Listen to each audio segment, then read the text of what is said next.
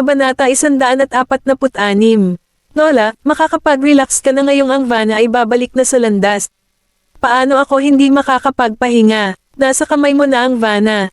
Masayang ngumiti si Madam Vanderbilt habang hawak ang kamay niya. Sinamantala ni Leila ang pagkakataong magsalita. Siyempre, si Willie ang lucky star ng ating pamilya. Kapag nakilala na siya, mapapasaya mo ang natitirang bahagi ng iyong buhay. Tinatangkilik ni Madam Vanderbilt ang lahat. Sino ba naman ang hindi maghahangad na balang araw ay maging matagumpay ang kanilang pamilya para ma-enjoy nila ang buhay? Hindi maganda ang takbo ng negosyo, kaya kinailangan niyang umasa sa kanyang apo, ngunit ang huli ay isang pagkabigo. Hindi ba siya pumunta sa Baseburg dahil sa Vanna? Hindi siya nabigo pagkatapos pumunta sa Baseburg. Kahit na dahil sa apo niya imbes na apo niya, sulit naman. Maganda kung si Lynn ay kalahating kasing kaya ni Willie. Inilipat ni Madam Vanderbilt ang paksa kay Linda, na nakaupo sa sopa. Kanina pa nananatili si Linda sa lungsod, ngunit hindi siya dinala ni Willow upang makihalubilo kasama ang mga mayayamang pamilya. Hindi siya natuwa dito, pero ngayong ikinukumpara siya ng lola niya kay Willow, mas lalo siyang nagalit. Pero kahit gaano siya kasama, wala siyang magagawa kaysa sa pinsan niyang si Maisie, di ba? Hindi na nagpakita ang pinsan niyang iyon pagkatapos ng unang pagkikita nila dahil pinalayas na siya sa pamilya. Hindi kasing husay ni Willow si Linda, ngunit mas magaling siya kay Maisie. Lola, alam kong dadalhin mo ako dito. Hindi ako kasing galing ni Willow, pero mas magaling ako kay Maisie, di ba? Ang pahayag ni Linda ay nagpahiya kina Leila at Willow. Hindi niya sinasadyang insultuhan ang mga ito, ngunit naramdaman nila iyon sa bagay. Ayos lang sana kung sinisiraan niya lang si Maisie, pero naging masama ito nang ginamit niya ito bilang paghahambing. Si Leila at Willow lang ang nakakaalam na nakuha lang nila ang pera sa pamamagitan ng pagpapanggap bilang Maisie, pero kailangan lang niyang banggitin na hindi kasing galing ni Linda si Maisie. Hindi ba iyon pahiwatig na walang halaga si Willow kumpara kay Linda na walang bracelet at status? Walang sinabi si Madam Vanderbilt. Mas gusto niyang si Linda, ang walang kwentang apo, kaysa kay Maisie. At least, naging masunurin siya. Sa sandaling iyon, tumawag si Freddie, at pumunta si Willow sa balkonahe upang sagutin. Isang bagay na sinabi ni Freddie ang nagpasaya kay Willow. Seryoso ka? Sinabi ni Maisie na isusubasta niya ang kanyang mga disenyo sa Summerton auction makalipas ang mga araw at sinabi pa niyang siya ang gagawa ng pinakamataas na bid. Nagningning ang mga mata ni Willow nang kumpirmahin ni Freddie ang balita. Binigyan niya si Freddie ng $1,600,000 para magdisenyo para sa kanya. Kung hindi lang dahil sa collaboration ni Pearl at Maisie para mapabagsak siya, sana nakapasok na siya sa negosyo. Pero maswerte siya. Kahit na hindi siya makapasok sa negosyo ng alahas, nagkaroon siya ng pagkakataon na maging isang maharlika. Si Maisie ang magiging pinakamataas na sahod sa panahon ng auction. Haha, bakit hahayaan ni Willow na mawala ang pagkakataong ito? Oras na para lumaban siya. May naisip siya at sinabing, Freddie, alamin mo kung ano ang ipapa-auction niya at humanap ng paraan para makakuha ng isang bagay na eksaktong kapareho. Maglalagay siya ng eksaktong replika bago i-auction ang item ni Maisie at tatawagan siya para sa plagiarism nang ipakita niya ang kanya. Tuwang-tuwa si Willow na makita kung paano mabubuhay ang international jewelry designer sa negosyong ito pagkatapos noon. Kabanata 147. Makalipas ang 3 araw, nagsimula ang Summerton auction noong alas 7 ng gabi. Ang mga mamimili ay pumasok sa auction hall na may masquerade mask na ibinigay ng mga usher. Bukod sa mga alahas na may mataas na halaga, nag-auction din ang Summerton auction ng mga antik, at legal ang lahat ng transaksyon. Ang auction hall ay hugis bilog na may tradisyonal na mga istrukturang kahoy. Ito ay vintage at classy at binubuo ng Grand Hall at ang mga VIP room sa unang palapag. May 8 VIP room sa unang palapag na may mga bintanang mataas ang kisame. Ang mga tao at yugto ng auction sa Grand Hall ay ganap na nakikita mula sa mga silid. Upang makapasok sa mga VIP room, ang isa ay kailangang magkaroon ng natitirang katayuan sa lipunan at isang netong halaga na hindi bababa sa $150 million.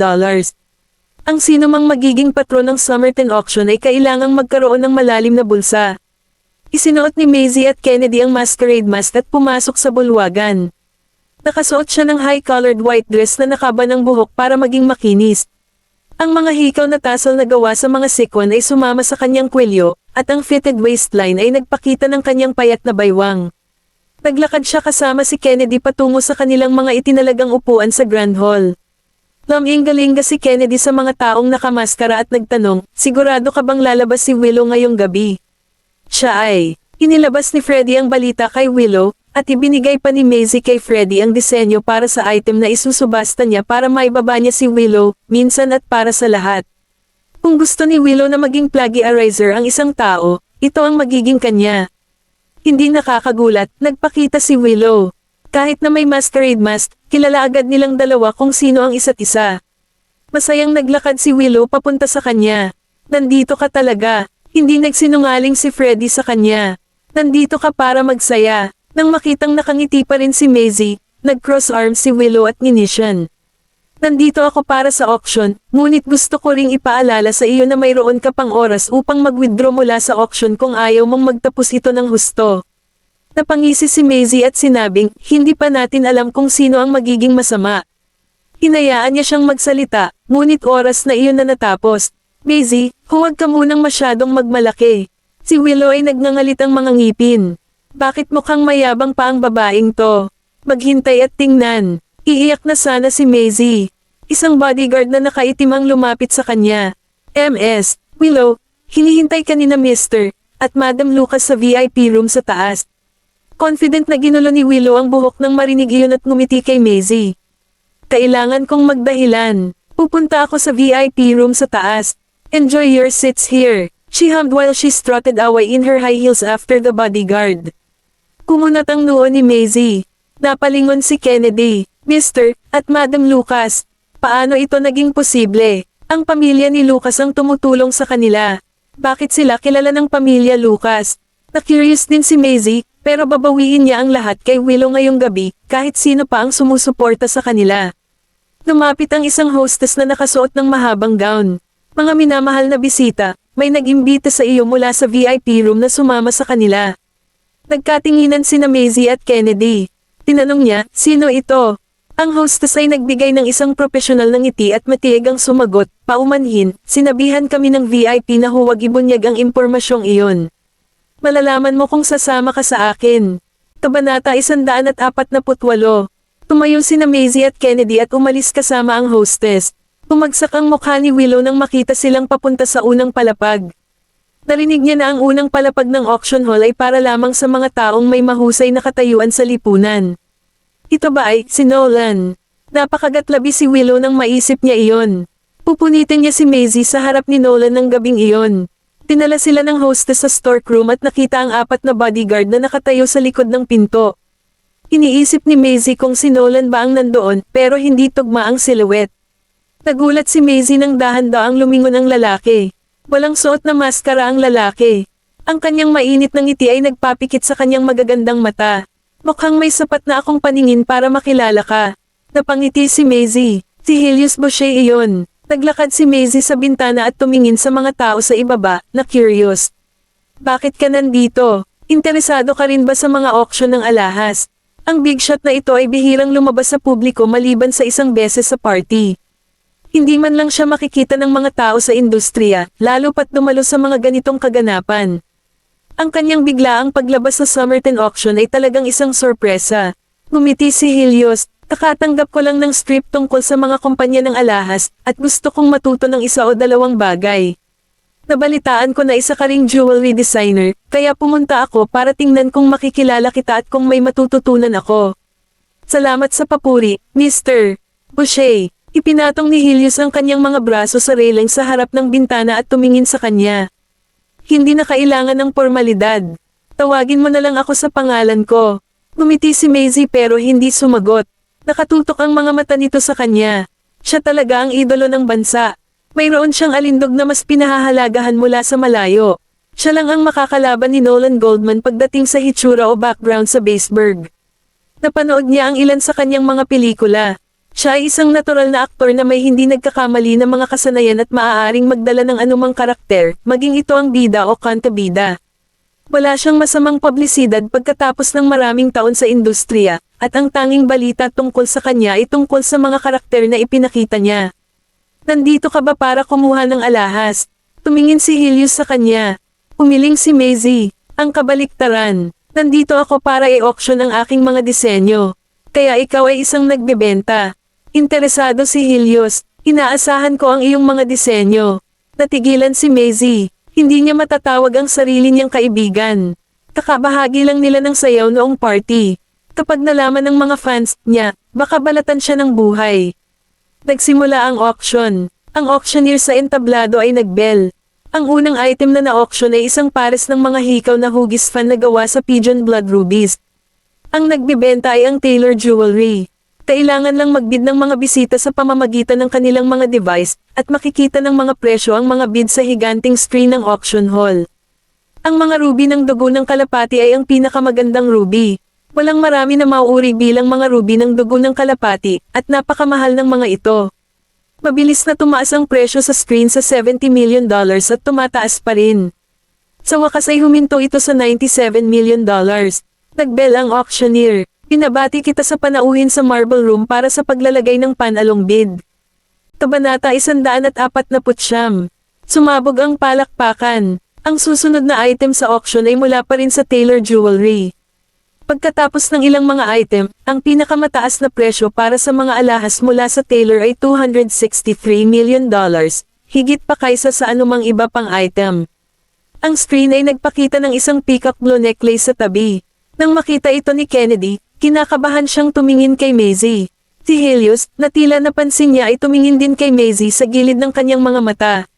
Nagbebenta, Willow Vanderbilt. Nagbulungan ang mga tao. Ang mga nagbebenta dito ay mga kilalang kumpanya o mga sikat na designer ng alahas.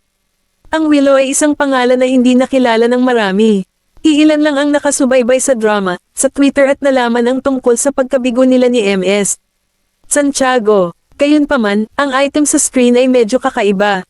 Ang peacock blue na kwintas ay may makikinang nahugis patak ng luha na si Piro. Ang labo-labo na asul na diamante sa buntot ng pabo reel ay isang magandang karagdagan. Ang item na ito ay Peacock's Pride, na idinisenyo ni Maisie. Sa kasamaang palad, kinopya lang ni Willow ang disenyo mula sa sketch ni Maisie ngunit hindi niya alam na ang pangunahing bato ay dapat na tanzanite, na magdadala nito sa isang bagong antas. Lihim na natuwa si Willow sa Blossom Room. Ang kanyang puso ay napuno ng pananabik habang nakikita ang pagtaas ng presyo sa screen. Lumingon si Larissa at tumingin sa kanya. Ito ang iyong disenyo. Gumiti si Willow at tumango. Oo, siya ay mapalad na nailagay ang kanyang disenyo bago ang kay Maisie. Paano kung si Maisie ang nagdisenyo nito? Sa kanya naman iyon. Hindi umimik si Larissa bagkus nakakunot ang noo habang nakatingin sa design sa screen. Ang ganda, pero may kulang. Sa wakas ay huminto ang presyo sa $42 million, halos $50 million na mas mababa kaysa sa mga ruby ng dugo ng kalapati ng Taylor. Masaya pa rin si Willow. Hindi niya inaasahan na aabot ng $42 million ang item na iyon, ngunit naisip niya sa sarili na hindi naman ganoon kaganda ang disenyo ni Maisie. Nag-cross arm si Maisie habang nakakunot ang mapupulang labi. Sobra-sobra ang $42 million.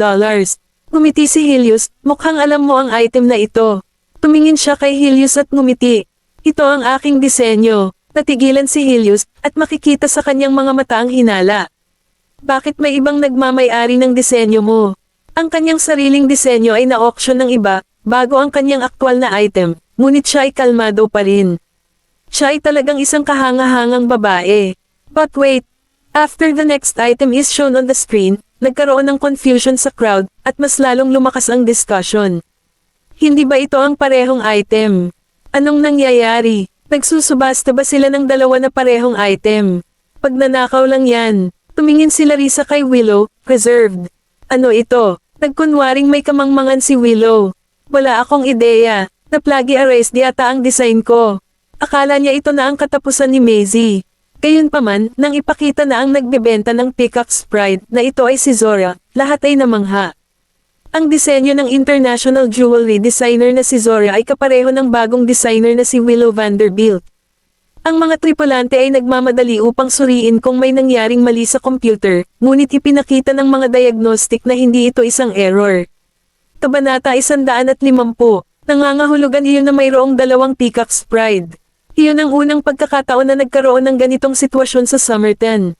Tukopyahin ba ng international designer ang gawa ng isang tao? Sila ay isang kilalang designer sa buong mundo. Bakit sila mang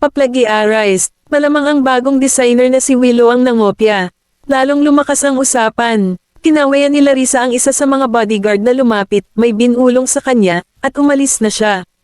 May sinabi ang bodyguard sa crew, at nag-announce ang crew. Paumanhin, may kinakaharap kaming mga technical na issue. Natatakot ako na kailangan nating i-hold ang auction. Hinala namin na ang isa sa mga item ay na-plagiarized, kaya maglulunsad kami ng isang pagsisiyasat kaagad.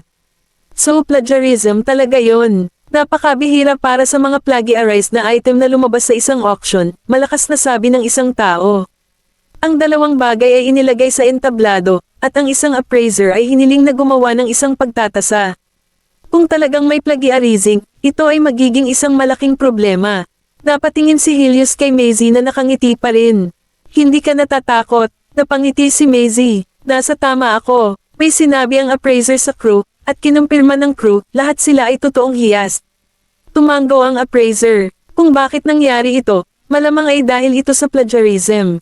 Sir, isang malinaw na boses ang nagmula sa unang palapag. Lahat ay tumangala sa babaeng nakasuot ng puting damit na may masquerade mask sa pagsasalita ng mahinahon, malamang masasabi mo ang pagkakaiba ng dalawang hiyas na ginamit, tama. Napatingin si Willow kay Maisie, na nasa tapat niya, nagngangalit ang mga ngipin. Anong laro ang nilalaro ng babaeng ito? Ang appraiser ay tumingin ng ilang mabuti at biglang nakita ang pagkakaiba. Gumagamit sila ng iba't ibang mga bato. Ang una ay gumagamit lamang ng isang normal na sepiro, ngunit ang isang ito. Ang appraiser ay bumulalas, ito ay tanzanite. Nang marinig ni Madam Nira, na nasa pitch room, ang salitang tanzanite, nanlamig ang kamay na may hawak na tasa. May naalala siya at napalingon sa babaeng bodyguard na katabi. Tumanggaw ang bodyguard at naglakad patungo sa bintana. Gusto ng aming ginang na makita ang parehong mga item sa malaking screen. Alam ng crew kung sino ang nasa pitch room, kaya hindi sila naglakas loob na tumutol. Ang dalawang magkaparehong peacock blue na item ay na-project sa higanting screen. Namangha ang lahat. Ang mga bagay ay eksaktong magkamukha, ngunit nakikita nila na ang pangalawang peacock's pride ay may pahiwatig ng lila sa asul na hiyas nang tumingin sila ng mabuti. Ito ay isang mayaman at eleganteng kulay. Ang labo-labo na mga brilyante sa mga balahibo ng buntot ay mga aquamarine na hiyas na dumating sa gradient na kulay ng asul. Ang bukas na buntot ay hindi sumalungat sa kinang ng pangunahing batong ngunit sa halip ay perpektong inilabas ang kaluluwa ng item, ang tanzanite blue. Nang malaman ng karamihan na ito ay tanzanite, ang presyo sa screen ay nag-zoom pataas. Natarante si Willow. Anong nangyayari? Hindi ba't mataas din ang sapphire? Ginuyan niya ang kanyang kuko. Hindi, na-frame ba ako ni Maisie? Tumingon siya, ngunit diretsyong nakatingin sa kanya si Luis, puno ng pagkalito ang mga mata nito. Kinilig siya at sinubukang magsalita. Sa totoo lang, hindi ako maniniwala kung sasabihin mo na kinopya ni Zora ang iyong disenyo. Hindi niya alam kung bakit, pero wala talaga siyang maramdamang pagmamahal sa pinsan niyang ito.